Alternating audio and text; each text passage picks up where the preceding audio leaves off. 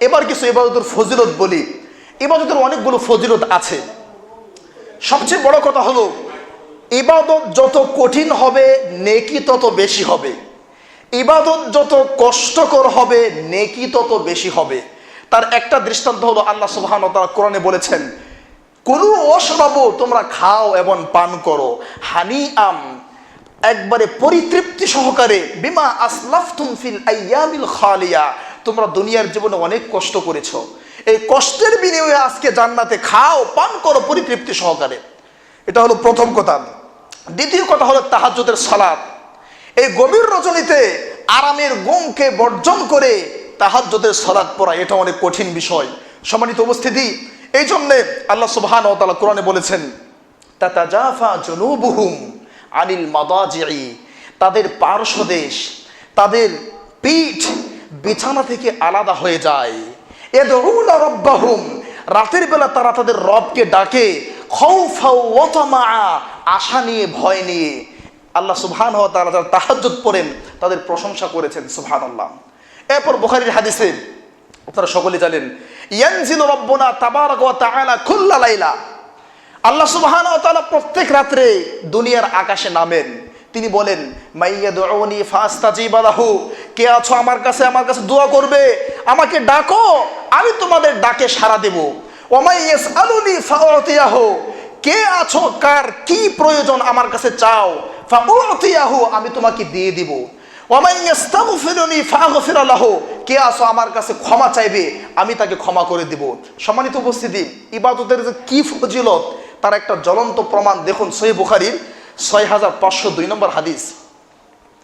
আবু হুরায়রা রাদিয়াল্লাহু তাআলা আনহু বলেন, রাসূল সাল্লাল্লাহু আলাইহি সাল্লাম বলেছেন, আল্লাহ নিজে বলেন, মান আদালি ওয়ালিয়ান, যারা আমার ওলির সাথে বিদ্বেষ পোষণ করে, ফাকাদ আযানতুহু বিল হারবি, আমি আল্লাহ তাদের সাথে যুদ্ধের ঘোষণা দিলাম।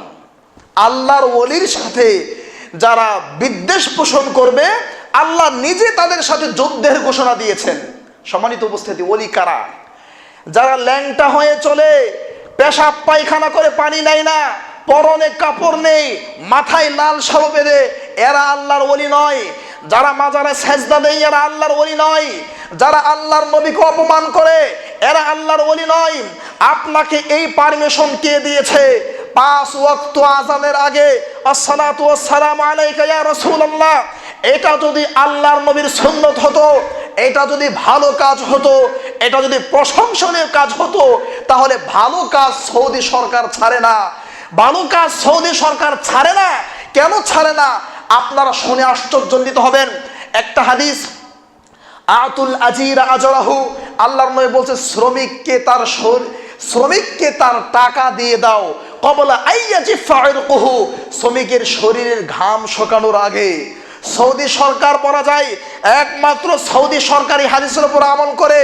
সৌদি আরবে যত সরকারি কর্মজীবী আছে, যত সরকারি কর্মচারী আছে, যত স্কলারশিপ প্রাপ্ত ছাত্র আছে, এই যে শ্রমিককে তার শরীরের ঘাম শুকানোর আগে টাকা দিয়ে দাও, এই হাদিসের উপর তারা আমল করে 26 তারিখ রাত 12টার পরে প্রত্যেকের ব্যাংকের অ্যাকাউন্টে বেতনটা নেমে যায়। তার মানে এটার উপর তারা আমল করার চেষ্টা করে। যদি সালাতের আযানের আগে আসসালাতু ওয়াসসালামু আলাইকা ইয়া রাসূলুল্লাহ এই ধরনের দরুদ পড়া শরীয়ত সম্মত হতো, তাহলে সৌদি সরকার সর্বপ্রথম এটার প্রচলন ঘটাতো, এটা আমার বিশ্বাস। আপনি কোত্থেকে পেলেন আসসালাতু ওয়াসসালামু আলাইকা ইয়া রাসূলুল্লাহ বলা? সুতরাং এই সমস্ত কাজ করে, এই সমস্ত আমল করে নিজেকে আল্লাহর ওলি দাবি করা যায় না।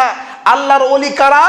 আল্লাহর ওলি তারা আল্লাযীনা আমানু, যারা ঈমান এনেছে, ওয়া কানু ইয়াত্তাকুন, আল্লাহকে ভয় করে চলেছে, লা খাউফুন আলাইহিম, তাদের কোনো ভয় নেই, ওয়ালা হুম ইয়াহজানুন, তাদের কোনো চিন্তা নাই। আল্লাহর ওলি কিভাবে হওয়া যাবে? দেখেন আল্লাহ কি বলছেন, ওমা ইয়াসালু আবদি ইয়াতাকাররাবু ইলাইয়া বিন নওয়াফিল, বান্দা ফরজ ইবাদত করার পাশাপাশি নফল ইবাদত যখন এত বেশি পরিমাণে করে, হাত্তা উহিব্বাহু, বান্দাকে আমি আল্লাহ নিজে ভালোবাসি, ফাইদা আহবাবতুহু, আমি যখন বান্দাকে ভালোই বাসি, কুনতু সামাহু আল্লাযী ইয়াসমাউ বিহি, আমি বান্দার কান হয়ে যাই, আমি বান্দার কান হয়ে যাই, যে কান দিয়ে বান্দা শুনে। ও বাসারাহু আল্লাযী ইয়াবসুরু বিহি, আমি বান্দার চক্ষু হয়ে যাই, যেই চক্ষু দিয়ে বান্দা দেখে। ও রিজলাহু, আমি বান্দার পা হয়ে যাই, আল্লাযী ইয়ামশি বিহি, যেই পা দিয়ে বান্দা চলে। ওয়ায়াদাহু, আমি বান্দার হাত হয়ে যাই, যে হাত দিয়ে বান্দা ধরে। চারটা কথা আল্লাহ এখানে বলেছেন।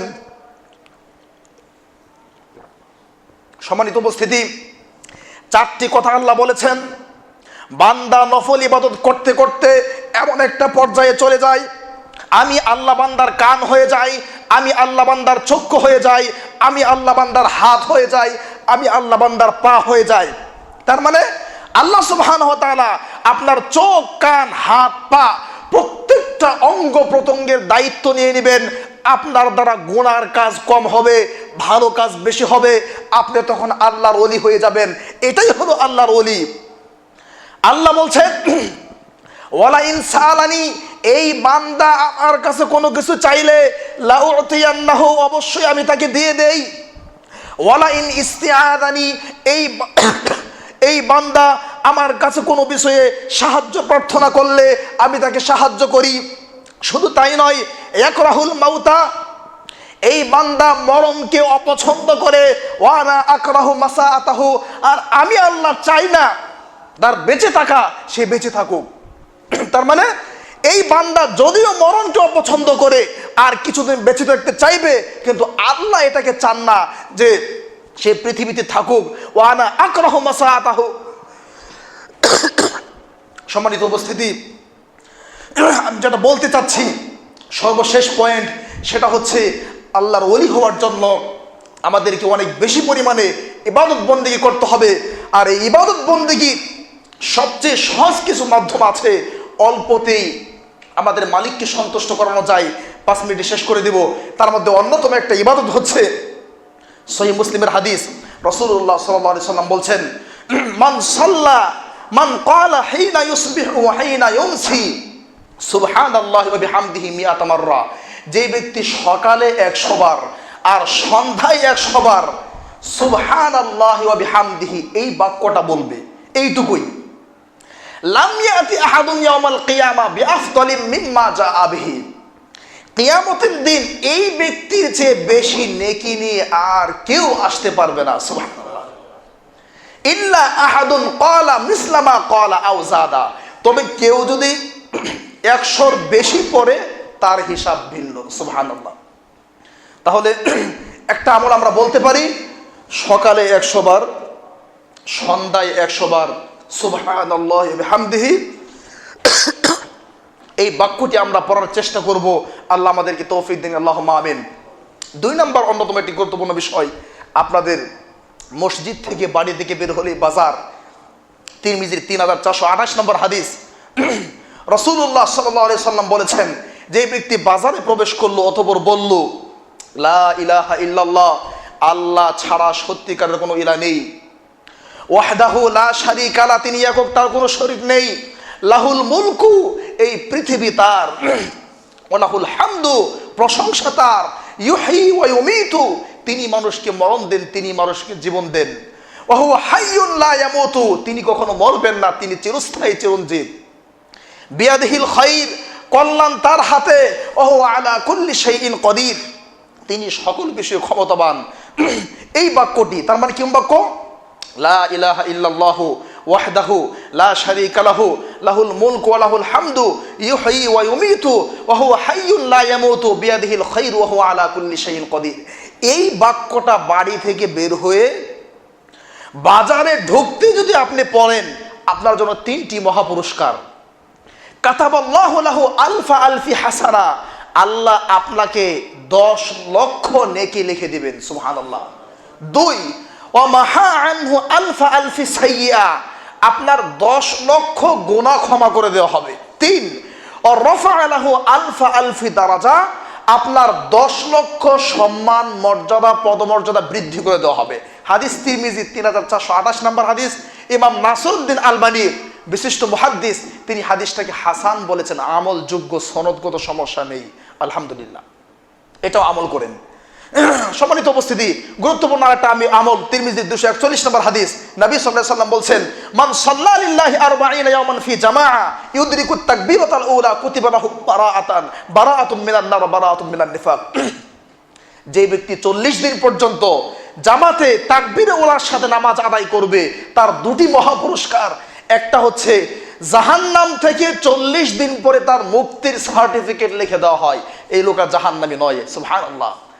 বারাআতুম মিনান নিফাক, আর মুনাফিকের খাতায় তার কোনো নাম থাকে না। সুবহানাল্লাহ।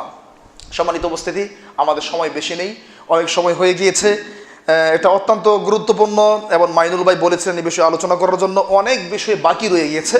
ইনশাআল্লাহ আমরা আগামী খুতবা বা অন্য কোনো প্রোগ্রামে আমরা ইবাদতের যাবতীয় আরও বিষয়, বিশেষ করে সবর, ইবাদত করতে গিয়ে ধৈর্য লাগে, এই ধৈর্য সম্পর্কে আমরা পরে আরেকটা টপিক ইনশাআল্লাহ আলোচনা করব। আল্লাহ সুবহানাহু ওয়া তাআলা আমাদের সকলকে, যিনি বক্তা তাকে আগে, যিনি শ্রোতা তাদেরকেও যেন আল্লাহ সুবহানাহু ওয়া তাআলা 100% আমল করার তৌফিক দেন। আল্লাহুম্মা আমিন। যারা আজকে দিন শেখার জন্য বসলেন, আল্লাহ সুবহানাহু ওয়া তাআলা আপনাদের হায়াতে বরকত দিন। আল্লাহুম্মা আমিন। আপনাদের অর্থে বরকত দিন। আল্লাহুম্মা আমিন। আল্লাহ আপনাদেরকে সুস্থ রাখুন। আল্লাহুম্মা আমিন। যারা মা বোন এসেছেন তাদেরকে আল্লাহ সুবহানাহু ওয়া তাআলা দিন শিখে বুঝে আমল করার তৌফিক দিন। আল্লাহুম্মা আমিন। আল্লাহ সুবহানাহু ওয়া তাআলা আমাদের এই দাওয়াতি কাজ যেন কবুল করেন। আল্লাহুম্মা আমিন। সম্মানিত উপস্থিতি, ছোট একটি ঘোষণা। আপনাদের এক দিনী ভাই সিঙ্গাপুরে থাকেন। নারায়ণগঞ্জ ফতুল্লাতে সহি আকীদার কোনো প্রতিষ্ঠান নেই, একমাত্র একটা প্রতিষ্ঠান। লোকটা কাজ করে, শিপে কাজ করে, খুব কঠিন পরিশ্রম করে। এই সহি আকীদার বক্তাদের বক্তব্য শুনে, ডক্টর জাকির নায়েকের বক্তব্য শুনে মাত্র 70 থেকে 80,000 টাকা বেতন পায়। দেশে 40-50 হাজার টাকা সে দেশে পাঠাতে পারে, এর বেশি পারে না, খরচ বাদ দিয়ে। তার অর্থায়নে তার বাপের সম্পত্তিতে প্রায় 32 লক্ষ টাকা খরচ করে 5তলা ফাউন্ডেশন দিয়ে 1তলা একটা মাদ্রাসা করেছে, সহিহ আকীদার প্রতিষ্ঠান। সম্মানিত উপস্থিতি, আল্লাহ সুবহানাহু ওয়া তাআলা তার এই আমলটিকে কবুল করুন। আল্লাহুম্মা আমিন। আর আপনাদের যদি সম্ভব হয় আপনারা সেখানে যাবেন, প্রতিষ্ঠানটি দেখে আসবেন। এবং তার কাছ থেকে তিনি আমাকে অনুরোধ করেছেন, সহিহ আকীদার বাইরের সাথে আমার পরিচয় কম, আমি যেহেতু প্রবাসী, আপনি যেখানে যাবেন আমার প্রতিষ্ঠানের কথা একটু বলবেন, যেন তারা বাচ্চা দিয়ে আমার প্রতিষ্ঠানে সহযোগিতা করেন। আল্লাহ আমাদের সকলকে আপনাদের বাচ্চা দিয়ে সেখানে সহযোগিতা করার তৌফিক দেন। আল্লাহুম্মা আমিন। আমি মদিনা ভার্সিটিতে যাওয়া পর্যন্ত আগামী 29 আগস্ট ফ্লাইট, সেখানে আমি ইনশাআল্লাহ যতটুকু পারি সেবা দিচ্ছি এবং দিব। আপনারাও চেষ্টা করবেন সেখানে গিয়ে প্রতিষ্ঠান দেখে আসা এবং আপনাদের বাচ্চাদের সাহায্য সহযোগিতা করা। আল্লাহুম্মা আমিন। আল্লাহ তাআলা আমাদের এই মসজিদকে কবুল করুন। আল্লাহুম্মা আমিন। যারা মিডিয়াতে আসছেন সহযোগিতা করার জন্য, আল্লাহ সুবহানাহু ওয়া তাআলা তাদেরই নেক আমলটিকে জান্নাতে যাওয়ার মাধ্যম হিসেবে কবুল করুন। আল্লাহুম্মা আমিন। আল্লাহ তাআলা আমাদের সকলকে কোরআন এবং বিশুদ্ধ সুন্নাহর সাথে যেন মৃত্যু পর্যন্ত থাকতে পারি সেই তৌফিক দান করুন। আল্লাহুম্মা আমিন। সুবহানাকা আল্লাহুম্মা বিহামদিক আশহাদু আল্লা ইলাহা ইল্লা আনতা আস্তাগফিরুকা ওয়া আতুবু ইলাইক। আসসালামু আলাইকুম ওয়া রাহমাতুল্লাহি ওয়া বারাকাতুহু।